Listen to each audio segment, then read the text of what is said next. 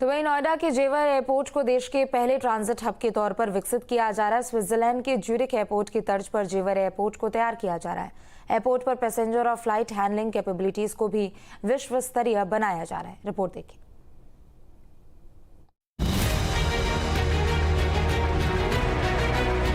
जेवर एयरपोर्ट से उड़ान की उल्टी गिनती शुरू हो चुकी है। अगर सब कुछ ठीक रहा तो अप्रैल से जेवर एयरपोर्ट से उड़ान शुरू कर दी जाएगी।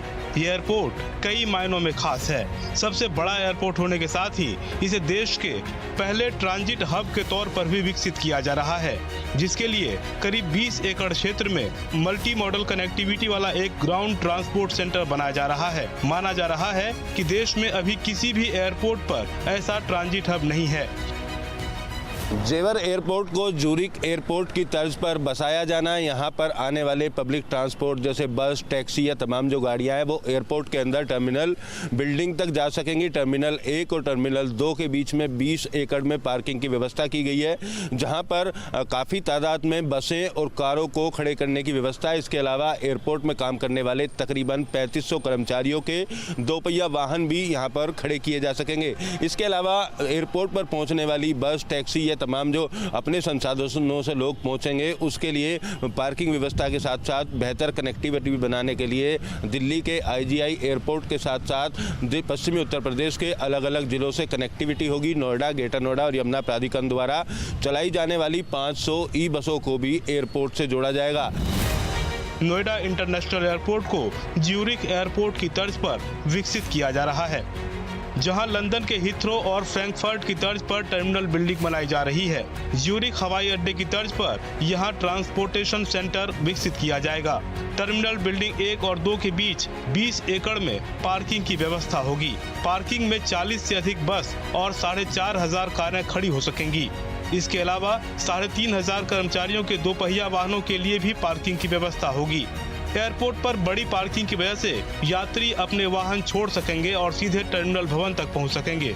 GTC में यात्री वाहनों, टैक्सियों और बसों के लिए पार्किंग, इसके भूमिगत खंड में मेट्रो और हाई स्पीड रेल स्टेशन होंगे, जबकि इसमें भूतल और ऊपरी मंजिल पर रेस्टोरेंट और लॉन्ज के साथ एक बड़ा कॉन्कोर्स एरिया होगा।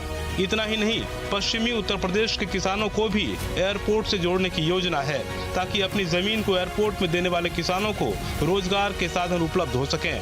इसके लिए एयरपोर्ट के पास एग्रो हब और डेयरी स्थापित की जाएगी। 300 और 130 एकड़ में हर्बल और फूड पार्क विकसित होगा। 10 लाख लीटर की क्षमता की डेयरी स्थापित की जाएगी। पतंजलि मेगा फूड पार्क में 937 करोड़ रुपए का निवेश करेगी। 498 करोड़ रुपए की लागत से फूड प्रोसेसिंग यूनिट तैयार की जाएगी। प्रोजेक्ट में 3 लाख किसानों को जोड़ने का लक्ष्य रखा गया है। लंदन के एयरपोर्ट की बात करें या अन्य जो आधुनिक एयरपोर्ट हैं उनकी बात कर लें तो उनकी तर्ज पर इस एयरपोर्ट को बसाया जाना, साथ ही एयरपोर्ट के शुरू होने के साथ साथ यहाँ पर एग्रो हब बनाने के लिए भी तैयारी तेज हो गई है। पतंजलि कंपनी यहाँ पर 1 लाख लीटर क्षमता वाली डेयरी को स्थापित करेगी, जिससे सीधे तौर पर तकरीबन 3 लाख किसानों को जोड़ा जाएगा।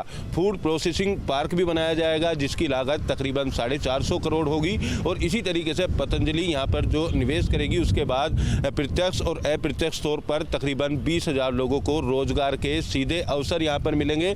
तो फूड प्रोसेसिंग पार्क और एग्रो हब बनाने की भी जो कवायद है वो पूरी तरीके से तेज कर दी है। नोएडा इंटरनेशनल एयरपोर्ट को अप्रैल से शुरू करने का लक्ष्य रखा गया है। एयरपोर्ट संचालन का लाइसेंस मिलने के बाद मार्च से टिकट बुकिंग सेवा भी शुरू कर दी जाएगी। जेवर एयरपोर्ट की अगर बात की जाए तो अप्रैल 2025 में शुरू करने का लक्ष्य रखा गया, लिहाजा एयरपोर्ट संचालन का लाइसेंस आने के बाद मार्च से टिकट बुकिंग सेवा भी शुरू हो जाएगी और तमाम एयरलाइंस जो कंपनियां हैं वो अपने अपने रूट निर्धारित करना शुरू कर देंगी।